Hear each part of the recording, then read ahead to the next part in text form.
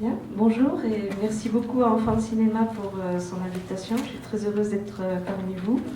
Avant de commencer l'intervention que j'ai prévue donc à votre invitation, je voulais d'abord dire tout le plaisir que j'ai d'être à Lux, parce que je ne suis pas seulement chercheur, je suis aussi vice-présidente en charge de la culture et de la culture scientifique à l'Université Grenoble-Alpes. Et comme son nom ne l'indique pas, l'Université de Grenoble-Alpes, c'est aussi Valence. Nous avons un site universitaire à Valence qui n'est pas une annexe, qui est un vrai site universitaire, qui est vraiment renforcé. Je peux vous assurer qu'il n'y a pas un bureau politique de l'UGA où on ne parle pas du site de Valence. C'est devenu un véritable enjeu. Voilà, je le dis parce que parfois on peut se sentir un peu les cousins éloignés de Grenoble. Pas du tout. Je dirais que grâce au site de Valence, on peut mener une politique universitaire en direction de publics jeunes, dont un nombre non négligeable est un public qui pourrait avoir des difficultés d'accès à l'université, donc aux études supérieures. Et puis, je suis très heureuse d'être à Lux parce que c'est le dialogue avec Catherine qui est toujours tellement agréable, stimulant, vif, un dialogue qu'on a depuis très longtemps en fait, hein, Catherine. Donc voilà, beaucoup de plaisir d'être là. Alors je suis désolée, j'ai oublié le A de cinéma, parce que j'ai fait 7 diapos là ce matin. Je ne vais pas être très réveillée. Et puis vous dire aussi que les enjeux de l'éducation artistique et culturelle, et je me tourne particulièrement vers les élus, concernent les enfants et les jeunes scolarisés, mais aussi les étudiants.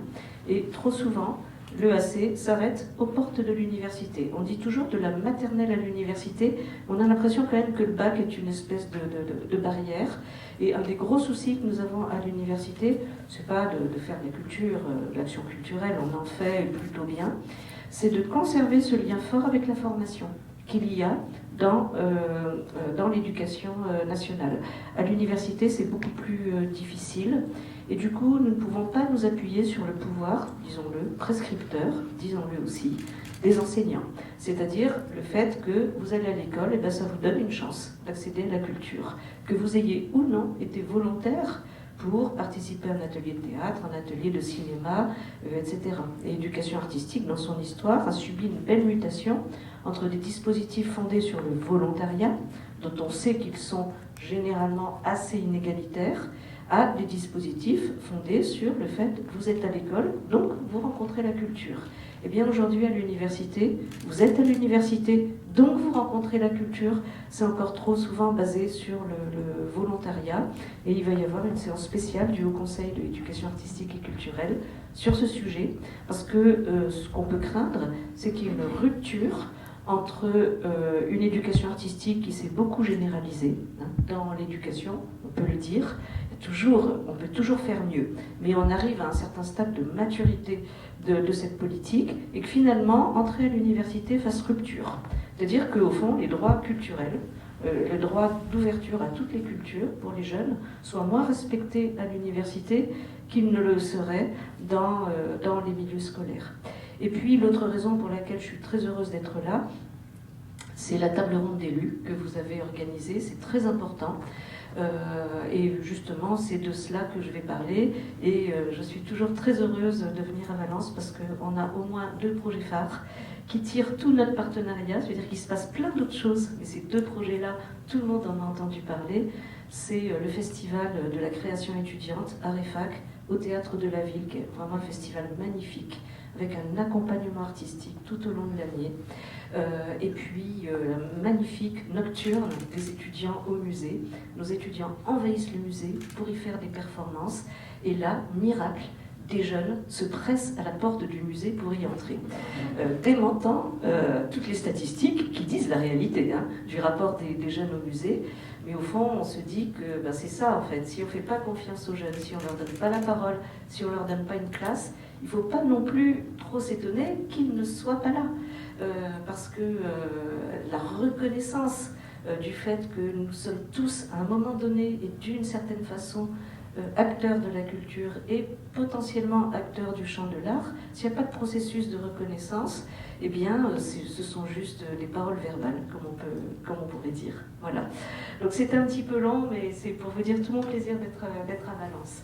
Alors, vous m'avez interrogé sur voilà, l'évolution des objectifs et des modalités de l'éducation artistique. J'ai préparé quelques diapositives. Simplement, je n'ai pas préparé de diapositives sur la troisième partie de mon intervention. Parce que c'était pas tout à fait mûr encore, parce que depuis 2013, on a... ah oui, alors j'ai pas fait ce que j'aurais dû faire. Voilà. Ah, Olivier, j'ai bloqué le truc. J'ai fait une bêtise. J'ai tapé là et j'aurais pas dû. Voilà. Maintenant, ça marche ? Ouais. Ouais, parfait. Alors, ne vous étonnez pas si, avec les mêmes mots, je ne vais pas dire tout à fait les mêmes choses que ce que vous entendez. Cette distance entre le discours scientifique et le discours, je dirais, de la vie courante, le discours de l'action, on l'accepte très bien quand il s'agit de physique, de mathématiques ou de neurosciences. On a plus de mal à l'accepter quand il s'agit de sciences humaines et sociales. Oui, nous utilisons les mêmes mots, mais non, nous n'en faisons pas tout à fait le même usage. Donc, parfois, vous allez vous dire, mais qu'est-ce qu'elle raconte ? En fait, c'est pas du tout ça, la médiation ou l'éducation artistique. Donc, ce que je vous propose, c'est peut-être de vous laisser faire pendant une demi-heure, d'accepter le jeu, où je vais dire des choses qui ne correspondent pas tout à fait à votre vécu, ou à vos convictions, ou à vos propres analyses. C'est le propre de la recherche que de proposer un pas de côté et de réinvestir les mots pour nommer les choses de manière différente. Alors par exemple, on n'a pas l'habitude de parler de la médiation quand on parle de l'éducation artistique. Souvent, dans les institutions culturelles, notamment les musées, c'est comme si on parlait de deux choses différentes. Il y a la médiation d'un côté, et puis il y a les activités scolaires de l'autre. Puis quand on est dans le monde de la création artistique, on n'aime pas beaucoup utiliser le terme de médiation, hein, ce qui fait que ce sont des terminologies qui se sont éloignées l'une de l'autre. Alors, moi, je vais utiliser la médiation pour vous expliquer que l'éducation artistique, elle est en tension entre plein de choses et elle a plein de tensions internes. Mais elle est prise dans une tension plus large, plus globale, qui est celle des deux grands modèles historiques de la médiation culturelle. Alors, pour que vous sachiez de quoi je parle, quand je parle de médiation culturelle, je parle de transmission de connaissances. Oui, j'aborde cette idée qu'on transmet pas seulement du plaisir, hello Carole, mais aussi des références culturelles et tout simplement des connaissances. On est bien dans le domaine de l'éducation non formelle et dans la transmission du goût pour des formes culturelles non familières, hein, pour éviter de dire qu'elles seraient plus élevées que d'autres. Et donc on a le modèle de la médiation, alors j'ai mis des guillemets parce que c'est pas propre au théâtre, on peut dire que le théâtre incarne très bien ça, et puis avec des guillemets autour de muséal, parce que c'est le musée qui l'incarne le mieux, mais on est dans des modèles, hein, on n'est pas dans des types de structures. Dans la médiation théâtrale, on voit que la médiation est assurée par les artistes. Dans mon langage à moi, je dirais qu'ils sont des producteurs de discours sources ou des producteurs de langage premier, hein, c'est-à-dire que d'abord, il y a l'œuvre et le processus de la création de l'œuvre, et autour de cela, et souvent ensuite, hein, il va y avoir des actions de médiation. Cette médiation, elle est le plus souvent discursive, c'est-à-dire elle se fait par la parole, un petit peu comme ce que je suis en train de faire en ce moment. Mais dans la médiation théâtrale, il y a une très forte polarité autour de la médiation par la pratique créative, au point que, dans l'art théâtral, il y a une pratique théâtrale particulière qu'on appelle le jeu dramatique, et qui permet de faire vraiment du théâtre avec des personnes non spécialistes, sur des temps relativement courts. Et les danseurs appellent ça différemment, ils vont parler d'états de danse. Hein. On peut faire vivre et montrer des états de danse avec des corps non entraînés, des personnes qui n'ont pas beaucoup de culture chorégraphique, mais qui à un moment donné vont entrer dans une justesse de sensation, d'être, de schéma corporel, de mouvement. Et voilà, on est dans un état de danse. Et ce sont des choses que les danseurs connaissent bien aussi. Alors, qui est le tiers interprétant, hein, c'est celui qui fait la médiation en fait, eh bien c'est l'artiste, c'est aussi la structure de création, parce que la structure de création ou de diffusion, elle porte des discours, hein, elle met en place des dispositifs, c'est l'enseignant, et autour de l'enseignant c'est le milieu éducatif, mais n'oublions pas que la médiation culturelle, elle est faite d'abord dans la socialisation primaire de l'individu, c'est-à-dire ce que la famille vous transmet, et ce qui se construit comme représentation culturelle dans les groupes de pairs, c'est-à-dire entre enfants et entre jeunes. Et cette médiation tout à fait informelle qui est faite par la famille et par les groupes de pairs sont des médiations extrêmement puissantes. La médiation muséale, qui est le modèle, je dirais, qui est le plus présent dans l'imaginaire commun, c'est une médiation assurée par des professionnels qui sont dédiés à ces fonctions, les guides conférenciers et les médiateurs culturels de musée.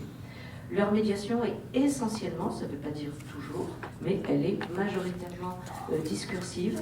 La place de la pratique, elle n'est pas totalement absente, mais elle est relativement rare et elle est limitée à des groupes sociaux particuliers. Et du coup, le tiers interprétant, c'est le médiateur. C'est aussi beaucoup de musées, parce qu'il y a beaucoup de médiation dans le musée, sans qu'il y ait nécessairement un médiateur présent, ce qu'on appelle une médiation déléguée ou différée. Et puis, c'est évidemment l'enseignant et le milieu éducatif. Alors, je n'ai pas le temps d'insister sur les milieux éducatifs, mais dans les travaux plus récents que j'ai faits, j'ai mis en évidence le fait qu'on accorde beaucoup d'importance à la présence de l'artiste, à la formation de l'enseignant, etc. Et c'est bien, il faut le faire. Dans les régimes d'action, on ne peut pas faire autrement. On n'accorde pas assez d'importance au fait qu'un projet culturel dans un établissement scolaire modifie les milieux éducatifs. Ça va créer beaucoup de dynamiques qui ne sont pas toutes perceptibles, mais qui sont très bien perçues par les enfants. L'enfant va entendre comme ça, plusieurs semaines à l'avance. Ah, au mois de mars, on va recevoir un artiste. Au mois de mars, il y a un danseur qui va venir. En janvier, on va aller au cinéma, etc., etc. Et toutes ces petites choses qui n'ont l'air de rien créent des horizons d'attente auprès des enfants et des jeunes qui peuvent être extrêmement efficaces. Et ce qui est très efficace aussi, c'est toute l'énergie qu'il faut pour porter un projet d'éducation artistique et culturelle. On ne peut jamais porter ça tout seul. On est obligé d'expliquer, de convaincre en permanence. Et tout ça, ça bouge les milieux éducatifs. Et donc, à un moment donné, le projet d'éducation artistique et culturelle va être efficace, pas seulement parce qu'il se passe une rencontre formidable avec un artiste, pas seulement parce qu'un enseignant s'y investit, mais parce que l'enfant ou le jeune perçoit une modification du milieu éducatif dans lequel il est. Bon, je dis ça, je n'ai rien dit, parce que je n'ai pas le temps de vous en dire davantage, mais c'est aussi pour sortir un petit moment, voilà, des croyances qui permettent d'agir, qui permettent de décrire ce qui se passe, mais qui ne permettent pas de décrire tout ce qui se passe. Je vous remets sous les yeux la doxa, les tables de la loi de l'éducation artistique, les fameux 3 piliers. Alors je le dis en souriant parce qu'il y a eu une évolution de ce modèle qui au départ est un modèle militant, ensuite un modèle qui a permis une diffusion des savoir-faire de l'éducation artistique et culturelle et qui à un moment donné est devenu une doxa, c'est-à-dire un modèle enfermant. Il n'y a pas de pratique, donc ce n'est pas de l'éducation artistique. Au nom de cette doxa, j'ai pu constater, pendant une période quand même assez longue, que l'éducation au cinéma n'était pas abordée quand on parlait d'éducation artistique. Et quand je disais, mais pourquoi vous comptabilisez pas les chiffres de l'éducation au cinéma, on me disait, non, il n'y a pas de pratique, c'est pas de l'EAC. Hein. Et donc, voilà, relevons qu'on peut utiliser le même modèle, mais en faire des choses complètement différentes. Un modèle de développement ou un modèle d'enfermement. Rassurez-vous, je dirais qu'au plus haut niveau, cette période est passée et qu'aujourd'hui, l'éducation au cinéma, dans l'esprit de la plupart des décideurs, c'est évidemment de l'éducation artistique. Mais ce qui serait très dommageable, c'est que l'éducation au cinéma soit obligée de s'excuser de prouver qu'elle fait de la pratique. Hein, vous voyez ce que je veux dire? Ça, c'est des stratégies politiques d'acteurs et je pense que vous savez très bien faire. Alors, quelques pistes pour penser ce schéma, même si ce que je vous présente, ce n'est pas tout à fait de la recherche. C'est une manière dont un chercheur essaye d'utiliser un savoir d'acteur et de dégager des grilles d'analyse. Donc, voir, faire interpréter, fréquentation des œuvres, pratique personnelle, culture d'un art, réflexivité, distance critique. Là, ça commence à se complexifier un peu. Vous verrez dans la prochaine diapo. Ça n'est rien par rapport à ce que je vais vous montrer tout à l'heure. Hein. Et on peut, voilà, je tente une traversée horizontale avec 4 4 notions ou concepts, hein, selon les cas. Donc, la notion de pratique. Eh bien là, on a 3 types de pratiques différents. Une pratique de spectateur, qui correspond à ce qu'on appelle l'expérience esthétique, hein, qui est l'expérience de faire l'épreuve, hein, de la rencontre avec l'art. Une pratique d'acteur, donc une expérience artistique. Quelle différence je fais, et là peut-être qu'Alexandre pourra enrichir la réflexion tout à l'heure, entre esthétique et artistique. Esthétique, c'est une certaine façon de percevoir et de donner du sens au monde, hein, et c'est aussi toute une complexité d'émotions et de perceptions. Et l'art n'en est pas la seule source, hein. Nous avons des émotions et des conduites esthétiques dans toutes sortes de situations, et pas seulement dans le contact avec l'art. Pour moi, l'expérience artistique, c'est l'expérience de confrontation avec la production d'une forme. Et c'est tout à fait autre chose. C'est à partir d'une idée, hein, d'un désir, d'une conviction, peu importe, hein, de fabriquer une forme, que cette forme soit signifiante pour nous et qu'elle soit signifiante pour les autres. Qu'il n'y ait pas d'esthétique possible autour de ça, bien sûr, mais ce sont deux choses différentes. Et puis, interpréter, hein, il y en a qui disent réfléchir, connaître, etc. Moi je dis interpréter, parce qu'interpréter, il y a une dimension un peu créative, hein, dans l'acte d'interprétation. Eh bien, on voit que là, c'est ce que j'appellerais la pratique du sujet de l'énonciation, c'est-à-dire être l'auteur de sa propre expérience. Hein. Pouvoir prendre la parole, échanger avec un artiste, restituer ce qu'on a fait.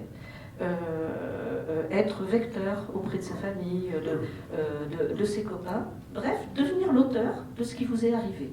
Ça, c'est une transformation qui est assez intéressante dans les projets d'éducation artistique. Et là, on pourrait parler d'expérience critique, c'est-à-dire que c'est une expérience de la distanciation. On apprend à se distancier par rapport à ses émotions, par rapport à ce qu'on a vécu. Et on essaie de combiner des choses qui relèvent de l'expérience qui peut être émotionnelle, et puis de l'acquisition de savoir et de références. On a attribué à Malraux une vision de la médiation sans médiation. Il n'y a pas de médiation.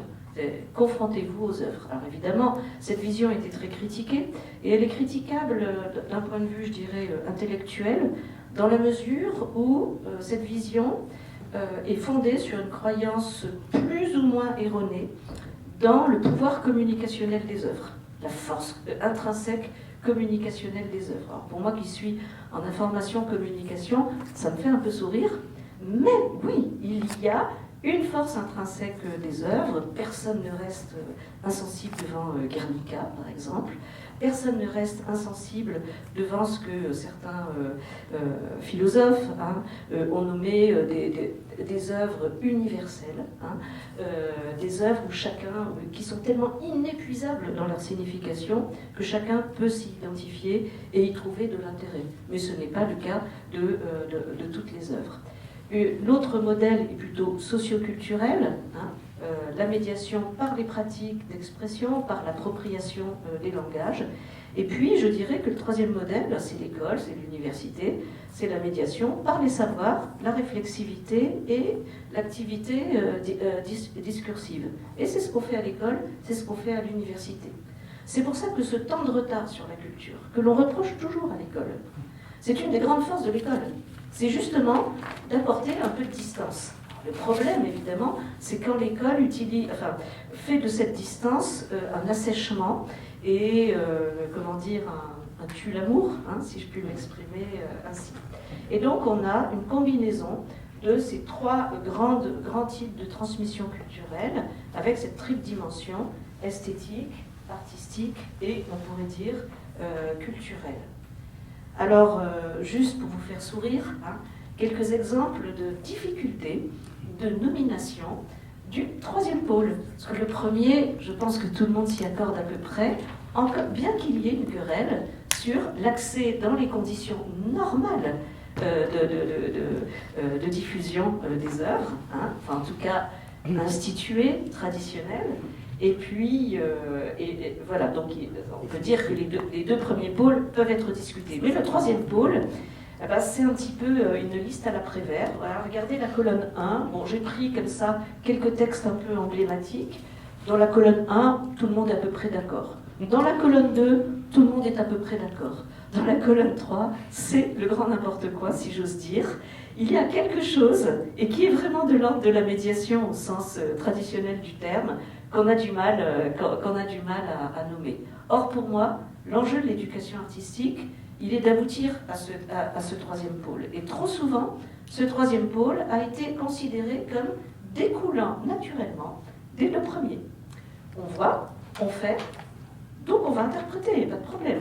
Ben non, justement, ça demande des démarches singulières et ça demande un savoir-faire particulier. Alors j'ai fait un travail qui était exhaustif sur l'ensemble des textes sur l'éducation artistique. Vous voyez, c'est le moment où la vie du chercheur est extrêmement laborieuse et évidemment j'ai pu ne vous en mettre qu'un petit extrait. Alors, avant d'aborder le rôle de l'État et le rôle des collectivités, peut-être vous mettre sous les yeux quelque chose que je crois j'avais déjà pu communiquer dans le réseau, mais j'ai continué le travail, donc c'est un petit peu plus abouti. C'est le développement en parallèle, le développement historique de l'éducation artistique avec les impératifs qui sont assignés à telle ou telle époque à l'éducation artistique. Ça permet de savoir où on est et d'où on vient et finalement de se détacher aussi par rapport à des urgences problématiques du moment. Non pas pour dire « ah mais ça n'est que ça », mais peut-être de comprendre qu'en fait le problème de l'éducation artistique, c'est la richesse de son référentiel. C'est-à-dire qu'il y a trop d'objectifs qui sont assignés à l'éducation artistique. Tout ça se superpose et en fait on ne parle pas de la même chose. Alors, dans les années 60 et 70, il y en a parmi nous qui ont été des acteurs dans les années, et des actrices. Dans les années 70 de cela, sont les années où l'expérimentation est reine, où l'impératif général est un impératif de créativité. C'est autour de mai 68, après mai 68, cette idée on a une idée quand même très large de l'art et de la culture. Et donc, ça correspond à une volonté de rénovation pédagogique, c'est le congrès d'Amiens en 68, la nécessité d'une ouverture de l'école sur la société, sur la culture, mais à cette époque-là, on ne fait pas la différence entre culture, médias, télévision, etc. Vous lisez les actes du congrès d'Amiens, la culture, c'est la modernité, en fait. Et donc, les médias étant également la modernité, il y a cette idée que les médias sont, comme on le disait à l'époque, pour la télévision, une fenêtre ouverte sur plein de monde et sur la culture. Donc on était très loin à cette époque-là des divisions ultérieures entre éducation à l'image, éducation aux médias, etc. Voilà, ces mondes se sont spécialisés et se sont opposés. Et on ne parle pas d'éducation artistique à l'époque. Et Jean-Claude Luc, donc, qui est le premier à avoir réellement installé l'action culturelle, enfin la culture dans l'éducation nationale, Jean-Claude Luc, dans un entretien que j'avais eu avec lui, me disait « J'ai refusé le terme d'éducation artistique, qui était dans les actes du congrès d'Amiens, parce que je ne voulais pas que ce soit de l'éducation, je voulais que ce soit de l'action culturelle. » Ce qui dénotait bien l'origine de l'éducation artistique, qui est à la fois dans l'école, rénovation pédagogique, et également dans l'éducation populaire. Il y a une transposition des valeurs et des méthodes de l'éducation populaire dans l'école. Dans les années 80, on commence à formaliser tout ça. 83, premier protocole d'accord national. Jack Lang met fin au péché originel de la création du ministère de la Culture, qui s'est construit contre l'éducation et contre l'université. On peut vraiment le dire comme ça. Et donc, on commence à formaliser des pratiques. Alors vous allez me dire, comment peut-on innover et formaliser ? Eh bien, on innove parce que les institutions sont bousculées dans leur structure précédente. Et puis, on formalise, mais on formalise pour diffuser. C'est-à-dire que les cahiers des charges des premiers dispositifs, ce sont des cahiers des charges qui sont issus de l'expérience des premiers acteurs, des expérimentateurs. Et au fond, ça a diffusé les bonnes pratiques. Aujourd'hui, un cahier des charges, ça sert surtout à vous éliminer. Mais, pardon Alexandre, je vois qu'Alexandre, oui, oui. Non, en fait, je pense à mon vécu, à mon vécu d'universitaire, pardon. Je n'aurais pas dû dire ça. Tu nous répondras. Et donc là, on voit qu'à l'impératif de créativité se substitue un impératif de qualité, les fameuses listes DRAC, hein, dont les DRAC disaient avec vigueur qu'elles n'existaient pas, mais dont je peux vous dire que oui, elles n'existaient pas sous une forme écrite, mais que, oui, bien sûr, les critères pour soutenir un projet de l'AC étaient exactement les mêmes critères que pour soutenir un projet de création artistique. Et ça ne posait pas problème à grand monde, mais ça posait problème à quelques personnes, dont moi-même, qui travaillait en DRAC à l'époque, et qui ne comprenaient pas pourquoi il y avait des territoires dépourvus de dispositifs d'éducation artistique, parce qu'ils étaient également dépourvus de présence artistique. Et je me disais, on a toujours encore, on n'a rien réconcilié du tout, l'héritage socioculturel, il est encore écarté de la politique culturelle. Et donc il y a un impératif également esthétique, c'est-à-dire que la question de l'art revient au centre des préoccupations. Ce n'est plus la question de la modernité qui est au centre. Ça, c'est très important. Donc on a les premiers dispositifs que vous connaissez, certains les ont mis en œuvre en pionnier, les ateliers, les options, les classes transplantées, classes du patrimoine, classes artistiques, etc. Dans les années 90, on est donc sous le coup de l'enquête décennale sur les pratiques culturelles des Français, publiée en 89, et on voit que doublement, ou quasi doublement, du budget du ministère de la Culture égale très très peu, de manière très très marginale, une extension socio-démographique des publics. Parallèlement, une autre étude qui était en cours et qui a été publiée en 93, mais dont on connaissait malheureusement, on devinait les résultats, mais les résultats étaient pires que ce que l'on avait deviné, c'est l'étude de Jean-Claude Mézières sur les ateliers de pratique artistique dans les établissements scolaires. En comptant à la louche le fait que la moitié des ateliers de pratique artistique à la fin des années 80 étaient des ateliers de théâtre, ça donnait le chiffre suivant: 0,5% de la population scolaire avait accès à des ateliers de théâtre à cette époque-là. Vous multipliez par 2, 1%, 1% d'atteinte de la population scolaire avec les ateliers de théâtre. C'était un grand choc, parce qu'on savait bien qu'on ne touchait pas tout le monde, mais quand on met des chiffres, ça peut être extrêmement dur à recevoir. Et donc, ce sont les années où on commence à se dire qu'il faut travailler non pas avec les collectivités territoriales, ça serait comment dire, tellement extraordinaire, on y est pensé dès cette époque-là, mais on va travailler à l'échelle du territoire. Et donc, la figure de l'éducation artistique, ce n'est plus le couple, le binôme enseignant-artiste, ça devient la classe, l'établissement scolaire, le bassin d'éducation et, parfois même, le département tout entier. C'est un très grand virage dans l'éducation artistique et culturelle, puisqu'évidemment, dès cette époque-là, le nombre d'heures affectées au projet va baisser. Les moyens augmentent, mais ils n'augmentent pas de manière à garantir pour chaque enfant l'accès à un dispositif où il y a entre 40 et 60 heures d'intervention, qui était quand même ce que l'on faisait dans les années 80 pour les ateliers de pratique. Donc on a un impératif d'extension des publics visés. Dans les années 2000, autre tournant majeur, le plan langue TASCA, arrive un nouvel impératif de la généralisation, que je vais appeler avec mon vocabulaire de chercheur, un impératif de massification. Et là, ça pose beaucoup de problèmes, parce que, par exemple, c'est le moment où l'éducation au cinéma aurait pu être vraiment présentée comme un modèle de possibilité de massification. Simplement, les acteurs culturels et les artistes de leur côté aussi ont un problème avec la notion même de massification. Derrière, ils voient la même chose que Jean-Claude Luc au début des années 71, la mort du désir, la mort du plaisir, l'obligation culturelle, et donc qu'on allait dégoûter des générations d'élèves en les obligeant sur des dispositifs dotés de peu d'heures de partenariat, en les obligeant à être en contact avec la culture. Je ne vous dis pas ce que je pense. Bonjour, bonjour Olivier. Je ne vous dis pas ce que je pense à titre personnel, en tant qu'acteur hein, de ces discours. Je les mets juste un petit peu à distance pour qu'on puisse, les critiquer éventuellement. Et puis, à partir des années 2010-2020, je dois dire que les choses se complexifient beaucoup. Et c'était l'invention du parcours d'éducation artistique et culturelle. L'idée est excellente. Mais on l'avait déjà eu dans les années 90, l'idée des parcours, on appelait ça des itinéraires. L'idée, c'était qu'on faisait des classes à Pâques ou des projets dotés des mêmes moyens que les classes à Pâques.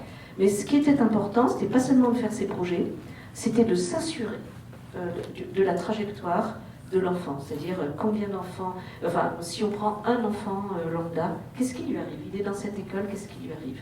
Il est dans ce département, qu'est-ce qui lui arrive? Moi à l'époque j'étais maman, hein, j'étais bien placée pour savoir qu'il n'arrivait jamais rien à mes enfants. Et le seul projet de AC auquel un de mes enfants a pu participer, en fait c'est moi qui l'ai monté avec le directeur de l'école. Voilà, vous voyez c'est de la statistique de trottoir, mais bon, transposé à l'échelle nationale, on peut se dire que c'est un enjeu, de se dire qu'il va falloir organiser les choses autrement. Et c'est le moment où il y a une vraie conscience du rôle absolument essentiel des collectivités. C'est pas qu'elles étaient absentes. J'ai eu l'occasion de travailler avec le comité d'histoire du ministère de la Culture qui m'a demandé de rechercher des racines historiques de l'éducation artistique dans les collectivités territoriales à partir des années 80. J'avais dit, moi je veux bien, mais je vais rien trouver. J'ai trouvé plein de choses dans les archives qui ont été mises à disposition. Donc les collectivités étaient là, mais ne tenaient pas un discours d'ensemble sur l'éducation artistique. Or, faire de la politique, c'est ça. C'est tenir un discours unificateur, hein, au-delà des différences des territoires. Et donc là, on voit qu'aujourd'hui, on a un impératif de décentralisation, c'est-à-dire de reconnaissance du rôle des collectivités territoriales. J'appellerais ça un impératif d'ancrage, hein, et donc de pérennisation.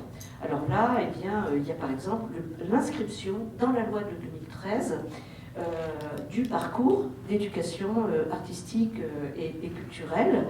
Ce qu'il en est resté dans la politique actuelle du ministère de l'Éducation, c'est parfois pas grand-chose, mais il n'empêche que c'est toujours inscrit dans la loi. Le label 100% EAC, qui est une façon de refaire ce qu'on faisait dans la période de territorialisation hein, des années 90.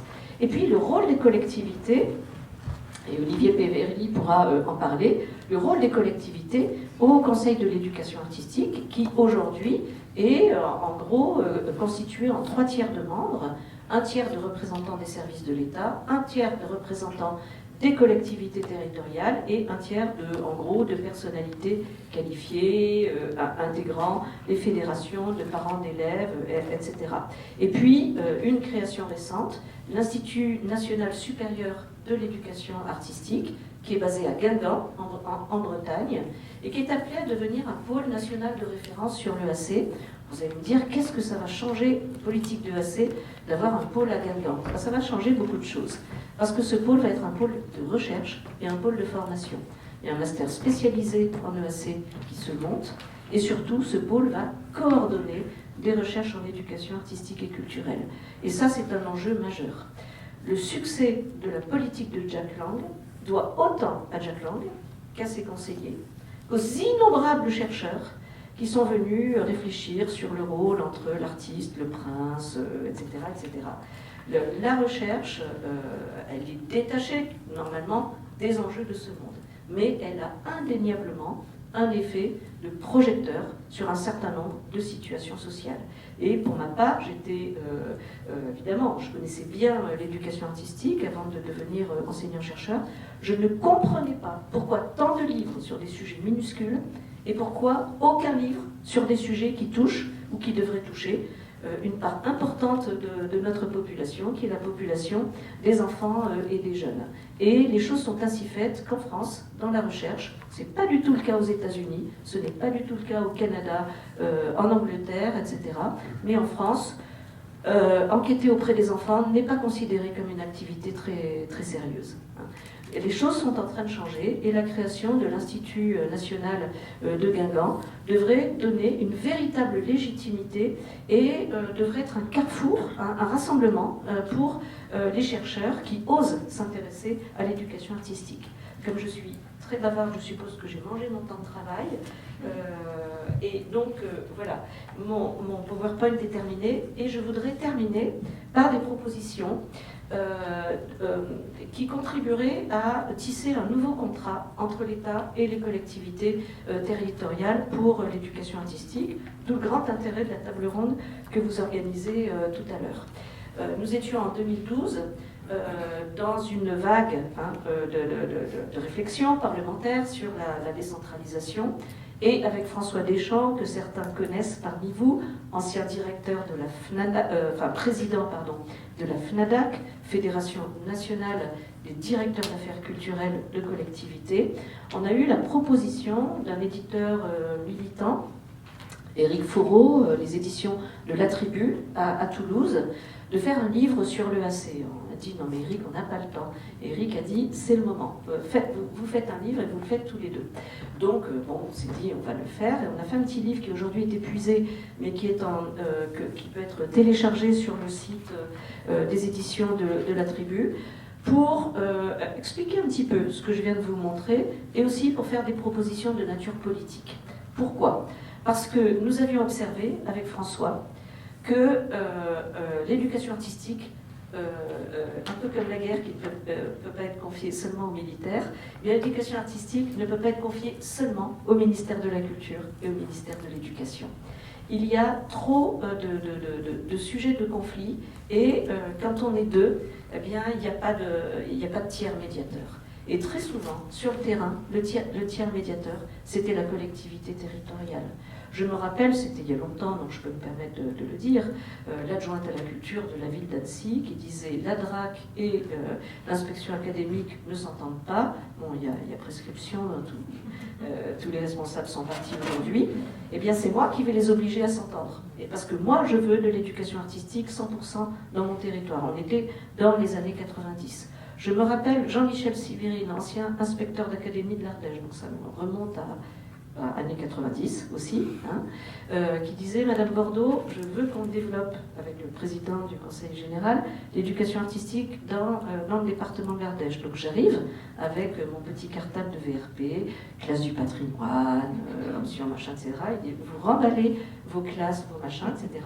Nous sommes en Ardèche. Il y a des problématiques que vous ne connaissez pas et on va construire un système qui marche en Ardèche, puis qui ne marchera pas juste à côté. » Et ça a été le début d'une politique d'éducation artistique en Ardèche qui était absolument formidable parce qu'elle était très équilibrée entre l'éducation à l'art et l'éducation au patrimoine et essentiellement au patrimoine. On était peu de temps après la découverte de la grotte Chauvet. En fait, tout est parti de là. Cette grotte extraordinaire, le sanctuaire de culture de l'humanité et qui était fermée par une porte de fer irrémédiablement et que personne n'avait, très peu de gens avaient pu voir en vrai. C'était une espèce de déclic et donc j'ai beaucoup apprécié la méthode qui m'avait été imposée par les acteurs locaux qui m'avaient dit, vous savez faire plein de choses vous avec vos dispositifs nationaux. Mais nous connaissons les contraintes et les atouts de notre territoire. Et donc, on a trouvé un équilibre entre les exigences de la DRAC, les exigences de l'inspection académique, et puis un assez joyeux mélange entre des structures de référence nationales et des structures plutôt d'éducation populaire situées dans les territoires. Et il y avait d'ailleurs un très très beau modèle de développement d'éducation au cinéma autour d'un contrat de développement d'éducation au cinéma autour de l'USAS, mais qui impliquait pas seulement Ardèche Images, mais aussi des cinémas d'art et essai, des associations militantes, etc. Donc ce rôle médiateur des collectivités territoriales, on l'avait vu à l'heure, et on voyait que c'était une réponse au discours omniprésent des ministères et de leurs représentants dans les territoires, qui est le dogme de l'égalité territoriale. Quand je dis dogme, je le dis sans sourire.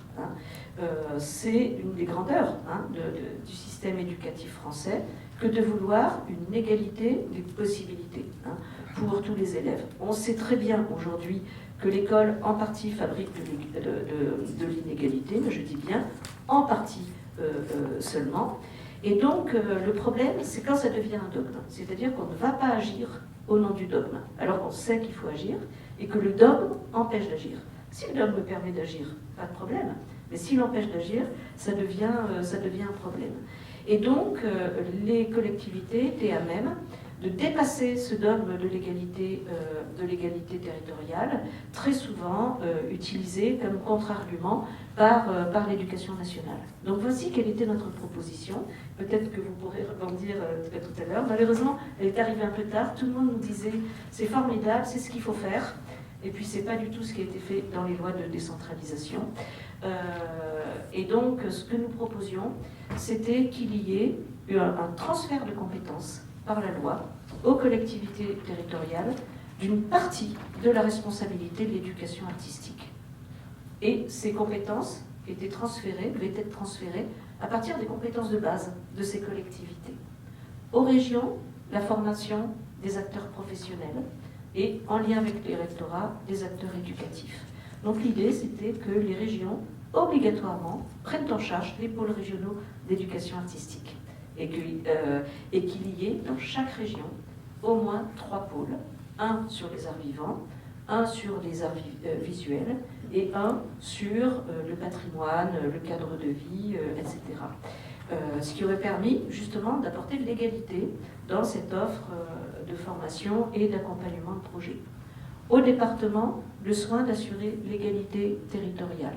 C'est-à-dire que les départements pouvaient s'appuyer sur les collèges, notamment les collèges en zone rurale, pour faire des collèges, un peu comme les lycées agricoles, des foyers de culture territoriaux.